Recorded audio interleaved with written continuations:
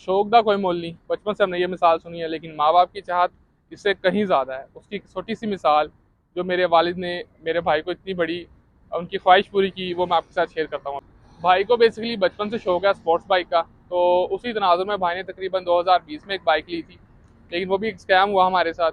ये chassis number जो उसका और था और जो कागजात में नंबर और थे, तो लेकिन शुक्र अल्हम्दुलिल्लाह उससे बच गए। तो भाई वक्तन फ़वक्तन अपने शौक का इज़हार अबू से करते रहते थे। इसी दौरान अब्बाजी की रिटायरमेंट आ गई। अब्बाजी के लिए टाइम बहुत अच्छा था क्योंकि उन्होंने एक ज़िंदगी का हिस्सा इस नौकरी को दिया हुआ है। तो जब वो रिटायरमेंट कंप्लीट हो गई, तो आ गई रिटायरमेंट, तो अब्बू एक दिन भाई को बुला के कहते हैं कि बेटा, रिटायरमेंट के पैसे आ गए हैं, तुम अपना शौक पूरा कर लो। भाई को तकरीबन एक दिन लग गया पूरा इस बात को एक्सेप्ट करने में कि अब्बा जी ने भाई की खुशी के लिए इतना बड़ा फैसला कैसे ले लिया।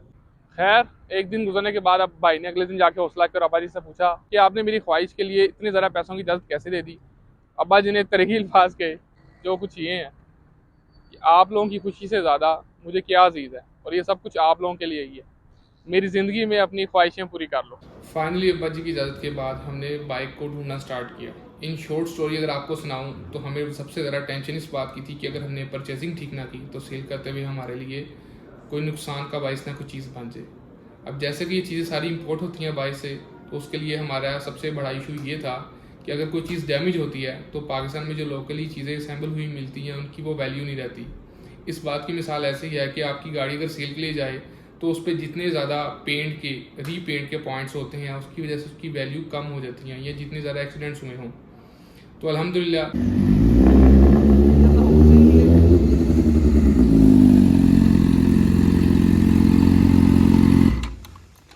और फिर हमने फाइनली ले ली है जिक्सर 2014 मॉडल 600 सीसी।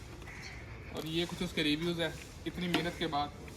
ये ग्लव्स जब आपने कोई चीज़ ख़रीदनी है ना, मतलब अगर इस कैटेगरी की कोई चीज़ है उसके बाद ये चीज़ें भी ज़रूरी हैं। वैसे इतने को ज़्यादा कॉस्टली नहीं है, लेकिन सेफ्टी ज़रूरी है क्योंकि ये मशीन ठीक ठाक पावर की है और बहुत ज़्यादा हैवी वेट है, तो इस मशीन के लिए ये सारी सेफ्टी ज़रूरी हैं।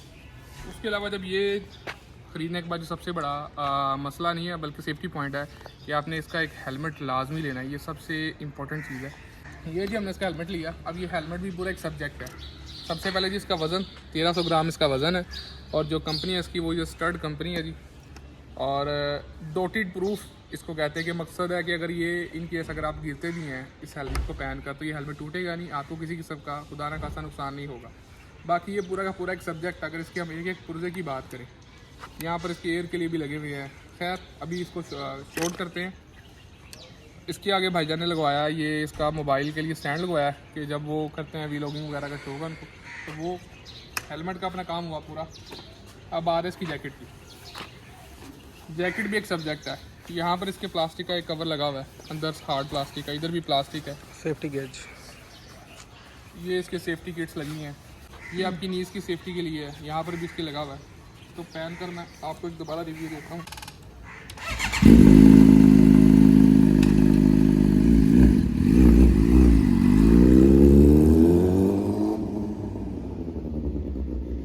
इसमें एक बात इंपॉर्टेंट है कि बाइक मैंने नहीं चलाई। एक वीक तक मुझे भाई ने चलाने दी क्योंकि मुझे चलानी नहीं थी आती। बज़ाहिर देखने में सुनने में ये चीज़ बहुत आसान लगती है, लेकिन जब आप एक दफ़ा बैठते हैं तो आपको अंदाज़ा हो जाता है उसके वेट का, उसकी पावर का। इन सारी चीज़ों की परचेजिंग के बाद मैं आपके साथ एक बहुत इंपॉर्टेंट मैसेज शेयर कर रहा हूँ जो इसके लास्ट ओनर ने हमें बताया था। जी भाईजान, कैसी रही आपकी पहली राइड? यार मूव खाना अंदाजा हो जाएगा सानू। फर्स्ट गियर के अंदर, सेकंड गियर के अंदर 160 टच किया। क्या हुआ? सिर्फ माल वाले छोटे पैच किए हुए। जफर अली से ये माल वाली मस्जिद है। ये हमारे रहमान भाई जिनकी पहले बाइक थी। ये अब अल्हम्दुलिल्लाह हमने उनसे ले ली है। तो हुन देखो भाई का तो 160 टच कर रहा है। मोहब्बत से आराम से ये जो आप चला के यहाँ तक पहुँचने में मुझे बहुत टाइम लगेगा। रहमान भाई आपका हमारे लिए क्या क्या मैसेज है कि हमें इसको किस तरीके से ट्रीट करना? कोशिश करें कि ये मशीन आपको कंट्रोल ना करे, आप इस मशीन को कंट्रोल करें। ठीक हो गया। तो थ्रॉटल उतना ही दें जितना आप इजीली संभाल सकें, ठीक हो क्योंकि गया। आपकी जान सबसे प्यारी है। और उसके बाद सबसे पहले आपके वालिदैन हैं, बिल्कुल ऐसे ही। जिनके लिए आप सबसे ज़्यादा मोस्ट इम्पॉर्टेंट थिंग है। आपका फ्रेम जो है वो नहीं बन सकता, इस मशीन का फ्रेम बन जाएगा दोबारा। तो बेहतर है इसको एहतियात से चलाएं। जी जी, सुन लिया तुसी? जी जी सुन मेहरबानी। आपने भी अगर कभी इस चीज़ को एक्सपीरियंस किया तो इन चीज़ों को लाजमी याद रखिएगा। मैंने और भाई का अल्लाह का लाख लाख शुक्र अदा किया और अल्लाह से एक दुआ की कि मुझे और मेरे भाई को इस चीज़ की सादत दे कि हम अपने वालिदैन को अल्लाह का घर दिखा सकें, यानी उम्रा करवा सकें।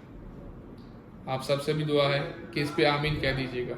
अगर अल्लाह को मंजूर हुआ तो इंशाअल्लाह मैं अपने वालिदैन को उम्रे पे ले जाऊंगा और आपको ज़रूर दिखाऊंगा। अल्लाह आप सबकी दुआएं पूरी करे। आमीन। अल्लाह हाफिज़।